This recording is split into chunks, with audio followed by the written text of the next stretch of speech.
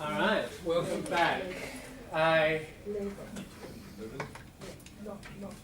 comment about tomorrow. There are some extra sessions if you want them. I mentioned them on Friday, just 2 sessions. I do run an extra English class. Some students last year wanted to keep going with, they got their diploma, they wanted to keep on rolling. Diploma gets you to 3+ or 4, depending on what level you finish with, but clearly there's, further territory to cross. If you're interested in that, I'm interested in that. I like teaching at the very high levels. I find the kind of issues that people are grappling with interesting, and kind of the level of discussions we can have are pretty fascinating. So Tuesday 9 till 11 a.m, not at night time. I don't go till 11 p.m.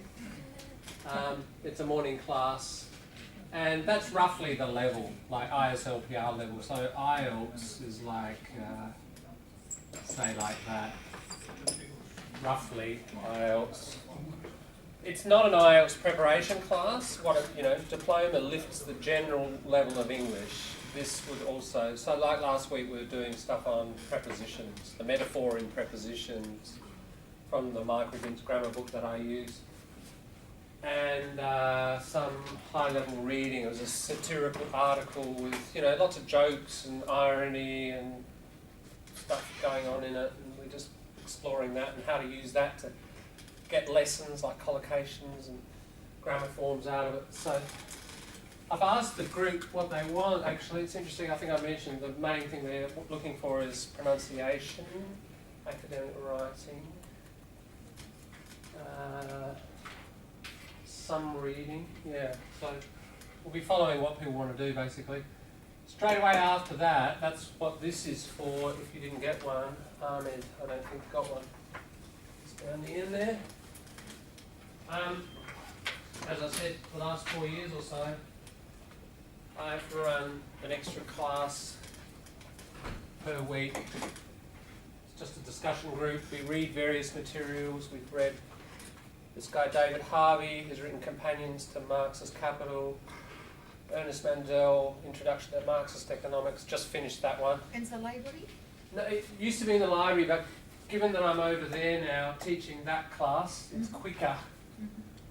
And quite a few people stay on from that and just stay on and do this. In the same place?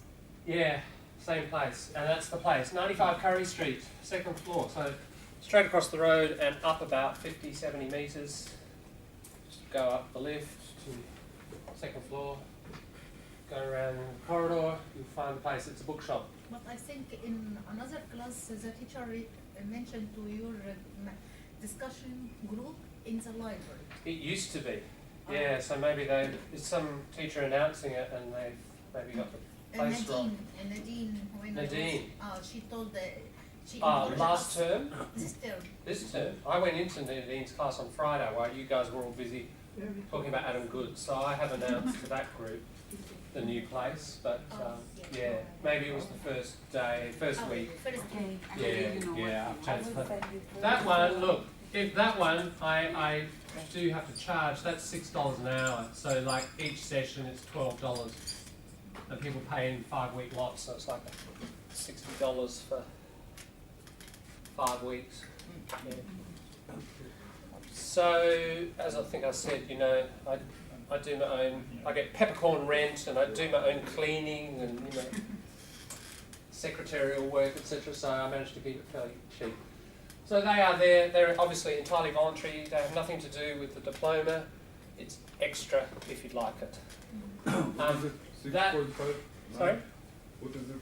6.5? That is just the English level. To give you some indication, if you think in ISLPR, which we do in TAFE, and that's the IELTS level, just to give you a rough sort of indication of the kind of territory we're exploring. Yeah.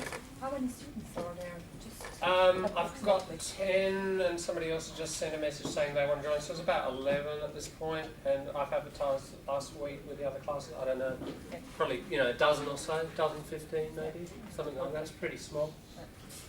We had about 13 for that. If you're interested in that, just read the first 10 pages. There's enough going on. It's fairly rich and complex stuff. We'll be discussing everything under the sun, idiom. I mean, obviously, someone like Marx is a revolutionary thinker in terms of, I don't mean just politically revolutionary, I mean philosophically, scientifically, historically, economically, sociologically, culturally. He revolutionised thinking, and I think some people, including myself, would argue it's pretty important to get hold of his ideas, as they will give you an understanding of complexities that we see. Surface complexities can be explained by, I guess, the more abstract notions that he puts forward. Up to you what you do there. All right. When we get on to cultural transition and talk about culture, I will, for half a lesson, be using some Marxian ideas to explain about something called high and low context culture and how economics shapes culture. It will just give you one example of how Marx can explain culture.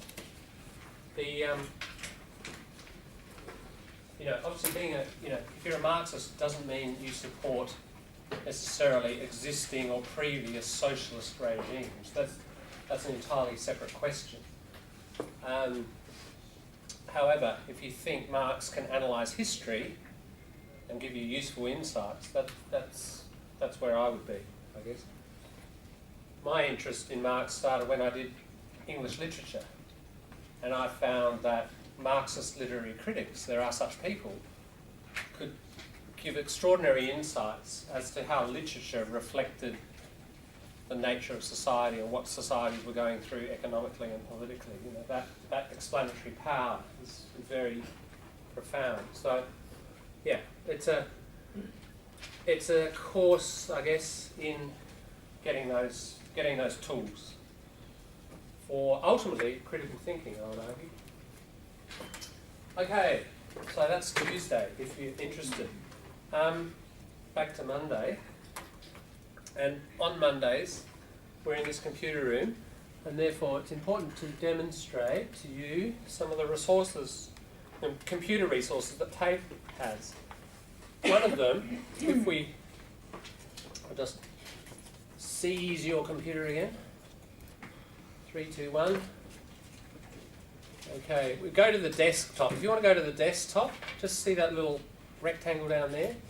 Click there, and you'll be to the desktop. Where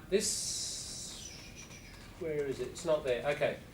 We have to go into all programs. If we go into all programs, see that thing there? Connected speech. That's the name of the software.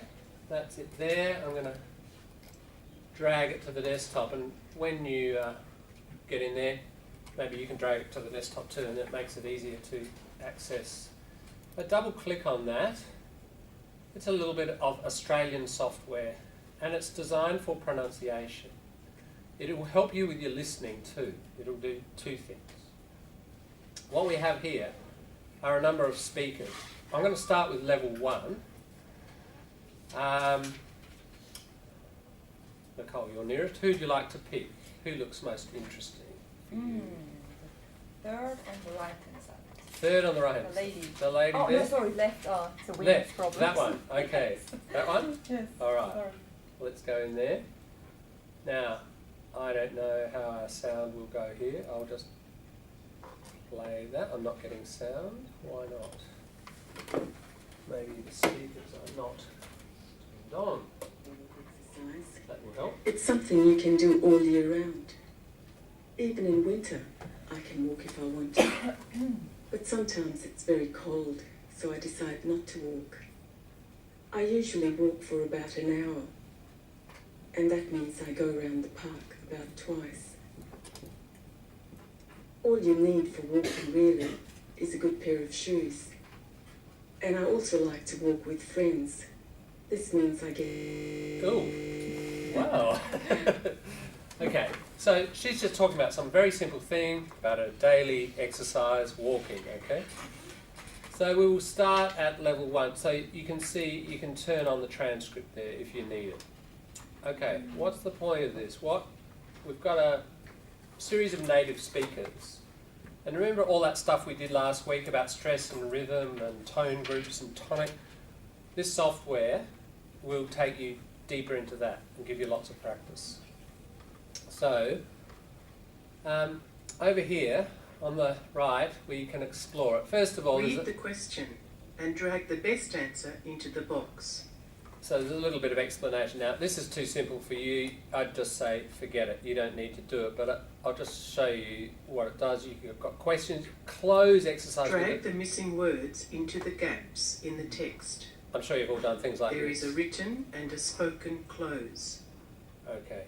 So, see with a Z, not close the door, but a close with a Z means a close exercise, missing word, and you've done a million of those in your English experience, no doubt. Spelling, if you do... Listen to the word and then type the word you hear. If you'd like to do that, if you'd like practice with dictation. Exercise. Leela walks for exercise. Yeah. Exercise.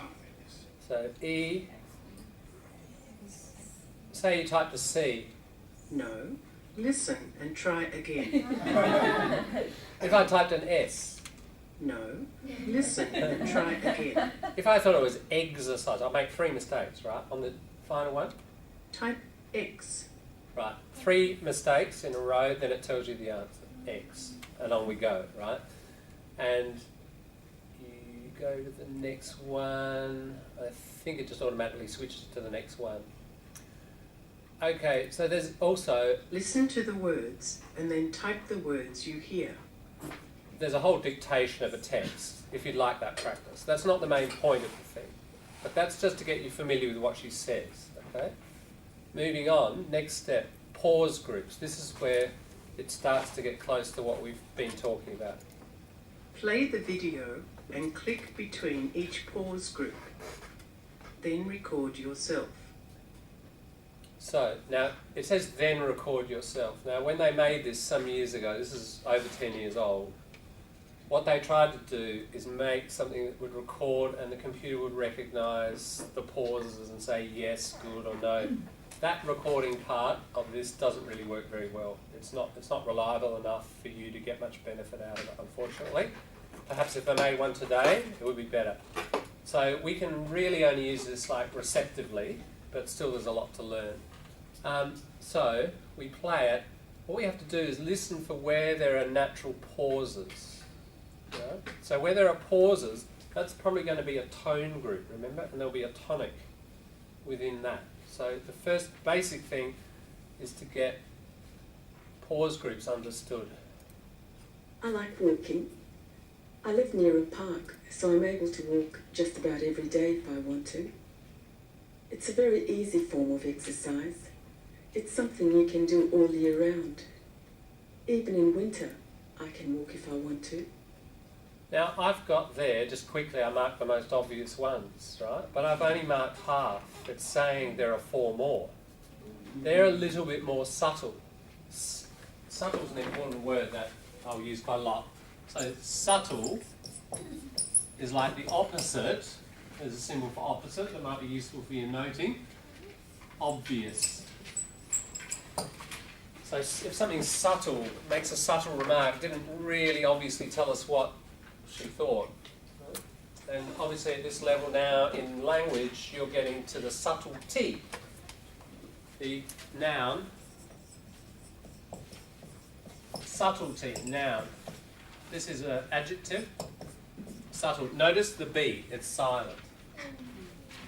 Now if we think of the word history here, sub, under, isn't it? So it's like some message or something that's under the surface and we can't see it just immediately. We have to stop and think about it or look carefully.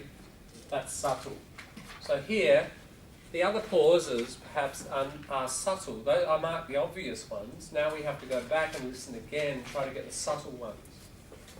So they're underneath, aren't they? Subtle. So here's an example of what I've talked about already. Knowing the word origin and knowing the metaphor, sub, you know, under. Right, so when you write subtle in the future, you know subtle, don't you? So there's a logical explanation for the silent letter. So again, just... Do we pronounce the B when we say? No, that's what I'm saying. It's silent. Subtle, we don't say subtle. Subtle. But that is why the B is there, because it died for some reason. People got lazy with saying the word. That's usually why sounds die, isn't it? People are talking quickly or they're lazy. You know, over generations it drops out, but it's still written. Yeah. But knowing the word history tells us why that B is there. Okay, so we've got these subtle pauses we've got to get. So let's have another listen, see if we can get them. I like walking. I live near a park, so I'm able to walk just about every day if I want to. It's a very easy form of exercise. It's something you can do all year round. Even in winter, I can walk if I want to. Would you agree? A couple more? I'm sorry, I can't sort of get you doing this yourself, but you get the idea. There's still a couple more. Now, what's that thing do? Let's have a look. Before F. Before F. At if. If. Here? I You can like one walk there? Here. Yep. Anybody at else? the end. At the end. Here? Yeah. All right, we've got them all. Listen and then click on the red marks to try again. Right, so it's saying all the green ones are okay, but that red one it doesn't like. So we've got one to get. I like walking. I live near a park, so I'm able to walk just about every day if I want to. Before just. Yeah. It's a very easy form of exercise. It's something you can do all year round. Even in winter, I can walk if I want to. Would you The agree first there? walk. Yeah, there. Now why isn't it letting me put one in? Oh, I have to click there, I have to take that one out. Yeah, right. Okay, now is it happy? Well done. Well, Now click on the arrow to do the second part. okay, so we work our way through. That's listen for pauses, I think. Oh no, Listen here's and another then one. click between any two words where you can hear a pause. I won't go through all of these. The instructions are pretty clear, aren't they? I think the lady's voice is pretty clear. Basically, you go through, put pauses there, predict pauses. So when you, as you Click get in getting all the better, places in this text where you think you'll hear a pause. where do you think you'd hear a pause? Now, the trick is, remember I talked about clauses last week, and between clauses there'll be pauses. But there are other rules as well. Now, really what you have to do with all of these, you can't really do it, so there are 4 pauses. You will just be flying blind, as they say, if you just guess. Now, but here, this is what you need to do with each one of these things. There's a tutorial. Click on a heading or question for information So- about the topic. Really, before you do these things, click this for each one of these. Go to the tutorial first and read, and tells you what a pause is. Pause is different from a hesitation. Why do we pause? What if we don't? Etc.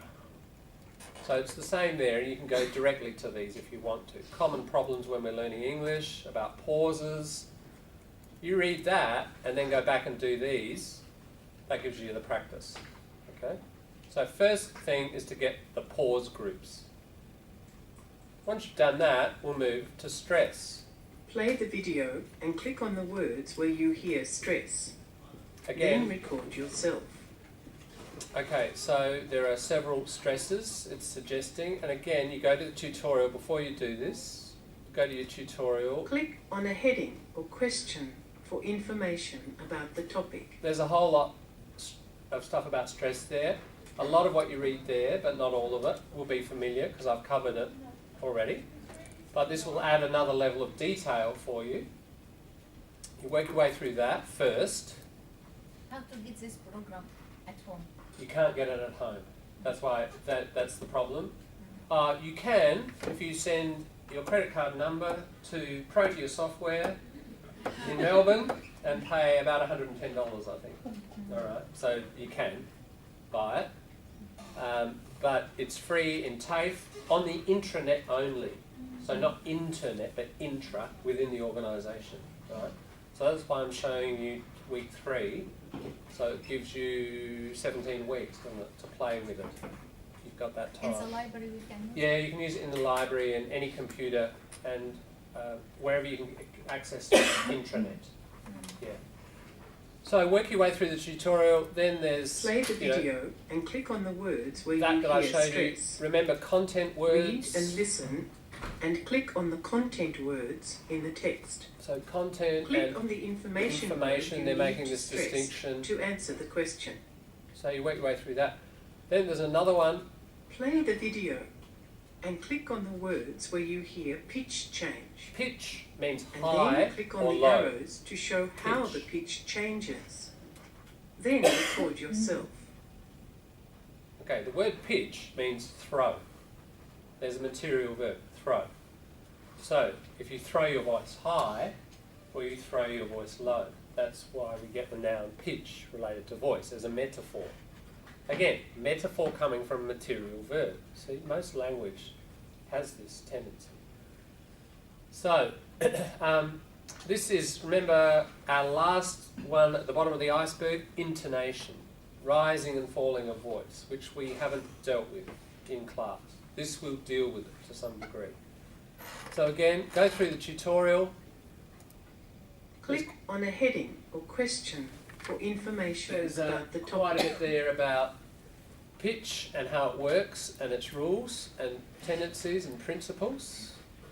You need to have a look at that and then you work your way through. Linking, linkage, some people call it linking, linkage. There's quite a lot of linkage there. Read the tutorial, work your way through the linkage.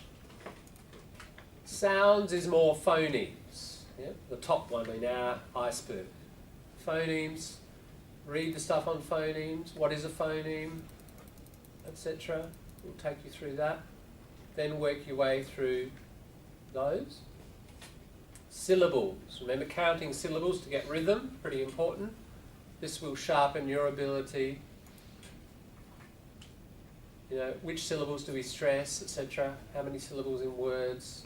We'll take you through that. There's stuff on verbs there and getting number of syllables in certain verbs. Okay, now that is level 1. If we go back, I think that's back, yeah, that stop sign will take you back. We can go up to level 3. The only difference with level 3, let's go to someone else there, all of these, same. The information, this stuff is the same. The only difference is that the text, if you have a look at that, that's a more complex text, isn't it? This person is talking about their life and emotional stuff and biological father from Vietnam, and it's a much more complex story than I like walking in the park. So what it will do is as you work your way through this, it will take you up to higher and more complex sentences to listen to and try to find the pause groups and the stress and the, etc. in that.